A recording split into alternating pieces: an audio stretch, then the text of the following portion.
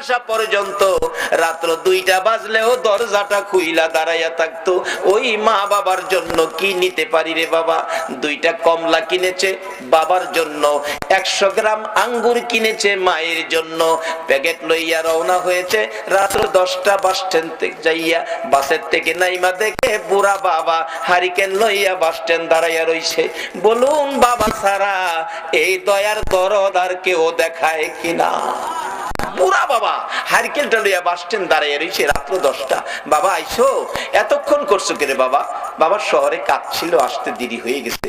চলো আমি অনেকক্ষণ ধরে তোমার লেগে দাঁড়াইয়া রইছি। বুড়া বাবা হারিকেন, এই হারিকেন কার জানি চিরতরে নিবা গেছে। বাড়িতে যাইয়া দরজার কিনারে দেখে মা দরদি সন্তানের ব্যথায় কান্দে গো বিনাইয়া বিনিয়া।